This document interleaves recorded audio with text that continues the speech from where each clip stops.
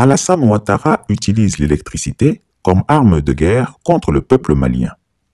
Jusqu'où Alassane Ouattara est-il prêt à aller pour déstabiliser les autorités et détruire le peuple malien? Seul Dieu le sait. Alassane Ouattara, l'économiste qu'il prétend être, s'était naïvement imaginé qu'en imposant les pires et inhumaines sanctions contre le Mali, en un mois, le peuple privé de tout ferait une insurrection pour renverser le régime du colonel Assimi Goïta. En effet, dans l'audio capté de sa communication avec Boubou Cissé, ancien premier ministre malien, le dictateur ivoirien avait dévoilé sa stratégie pour opérer un coup d'État au Mali. À cette occasion, il avait traité les dirigeants maliens d'idiots, de naïfs et la Russie de puissance de seconde zone qui ne tarderait pas à lâcher les Maliens à leur malheur. Allô? Oui, bonjour Monsieur le Oui, Président. frère, bonjour, comment ça va? Ça va, merci, vous-même. Oui, ça va bien, ça va bien. Tu es où là? Je suis arrivé hier sur Abidjan. Ah, d'accord, on m'a fait le message, mais je ne savais pas si tu étais à Niamey ou à Abidjan. Je suis arrivé hier. Ah, mais je suis content, je suis content. Je vais rester quelques jours ici. D'accord, en attendant qu'on se voit, je voulais que tu me briefes un peu. Oui, Parce oui, que oui. Je vois le président de la commission aujourd'hui avant qu'il n'aille au Burkina. D'accord. Voilà, Ok. comment les choses se passent au Mali? Bon, malgré tout ce qu'ils veulent faire croire, Oui, la situation reste très difficile pour eux. Vraiment, ça va être extrêmement difficile oui, de tenir encore 3 à 4 semaines oui, oui, financièrement. c'est ça. Donc, la pression, elle est vraiment là, elle est réelle, elle monte. Oui, Économiquement, les prix ont flambé, oui, y inclut les denrées alimentaires. C'est difficile aujourd'hui de se procurer du riz à un prix normal, du sucre. oui, Tout ce qui est ciment aussi a été affecté. oui, Même la main d'œuvre commence à se plaindre un peu parce que les gens ne travaillent pas beaucoup. oui, Donc, je pense qu'ils ont beaucoup de pression, oui. mais bon, ils essayent de gérer ça. Faire croire qu'il n'y a pas de problème. Voilà, Quoi. c'est le contraire. Quoi. Mais c'est vraiment, on voit qu'ils n'ont pas d'économistes parmi eux, quoi. Comment Mais c'est ça, c'est ça. ceux qui vont un pays Oui. qui a 30 à 40% de son budget financé par l'extérieur? Oui. Ils pourront Non, payer ils n'en les ont pas. salaires 1 ou 2 mois, mais c'est tout. Après, ils pourront même plus payer les salaires. C'est pour ça, en février, ils pourront même pas. 1000 milliards d'emprunts régional. Absolument. Donc en 2021, ben, ils n'auront pas ça. Comment ils vont faire? Ils n'ont plus accès à ça. Oui, absolument. Le ministre des Finances a fait sortir une lettre il y a une dizaine de jours où il menaçait carrément les banques commerciales quoi, à souscrire au titre. Oui. Et puis il a insisté pour qu'ils souscrivent physiquement. Donc ils mettent un peu de pression sur les banques où l'actionnariat malien est le plus important quoi. Sur la BMS, la banque de solidarité et voilà, puis, exactement. Et puis la banque de développement. Voilà. Bon, c'est terrible. C'est la seule. Je pense que maintenant Choguel a pu trouver un moyen de faire adhérer une bonne partie de la population à un combat que lui seul est en train de mener quoi. Maintenant, c'est le combat contre la France, c'est le combat contre l'Occident.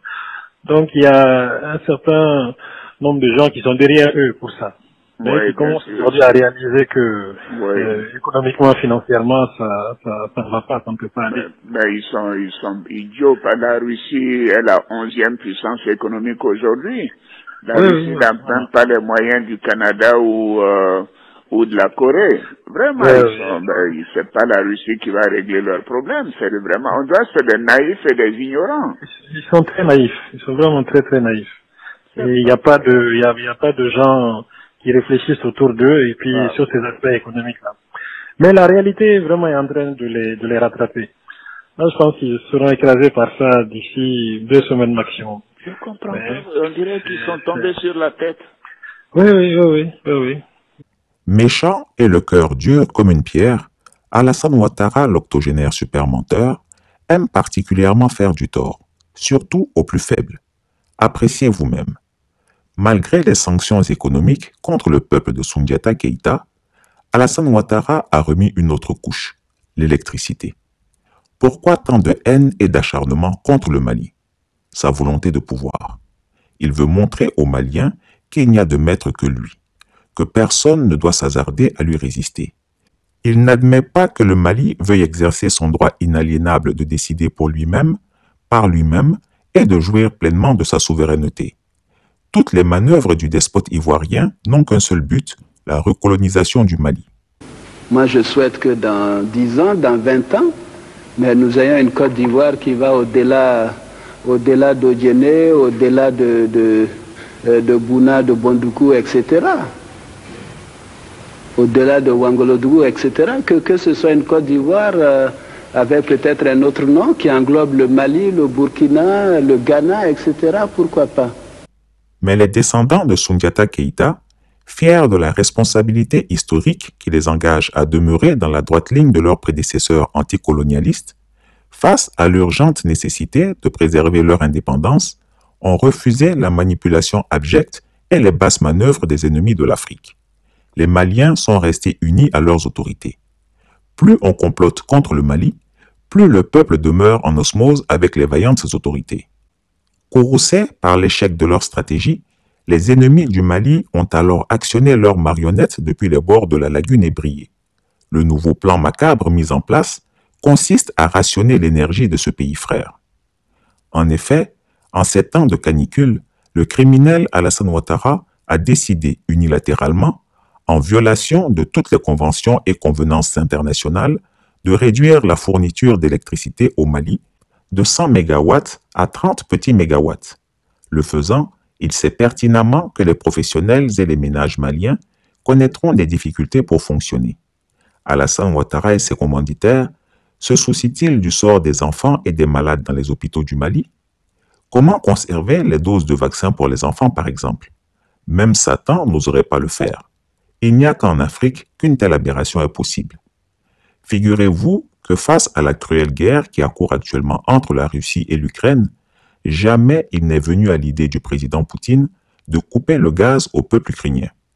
Il a clairement déclaré qu'il n'utiliserait jamais les énergies comme arme de guerre. Jusqu'à ce jour, la Russie continue de payer des milliards de dollars à l'Ukraine qui représente la part de gaz qui transite par ce pays, bien que le comédien de Zelensky se positionne en marionnette des États-Unis et de l'Union européenne. Vladimir Poutine a aussi demandé, malgré les sanctions contre son pays, que tous les États qui s'acquittent du paiement par quelque moyen que ce soit au paiement régulier de gaz russe seront servis et livrés en temps et en heure.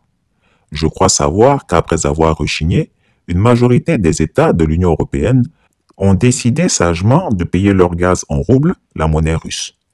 Comment comprendre alors qu'Alassane Ouattara utilise l'électricité comme une arme de guerre contre le Mali? Cela ne peut être le fait que d'un tyran. Et dire que le mois dernier, il s'est rendu à la Mecque pour implorer Dieu. Si Dieu sait tout et est partout, il ne manquera pas de faire payer ce crime à cet homme qui est insensible à la misère des Maliens qu'il provoque. Comment devons-nous appeler un musulman qui revient de la Mecque pour assoiffer et affamer d'autres musulmans en ces temps de grande chaleur à la demande expresse de non-musulmans? Comment qualifier cet homme qui, au cours de sa carrière d'opposant, a bénéficié du gîte et du couvert du peuple malien pour son jeune frère et ses nombreux partisans qui étaient réfugiés? Allah, Dieu qu'il prie, est-il un Dieu qui tolère l'ingratitude, la méchanceté et la rancune? Chacun doit avoir son opinion sur le sujet.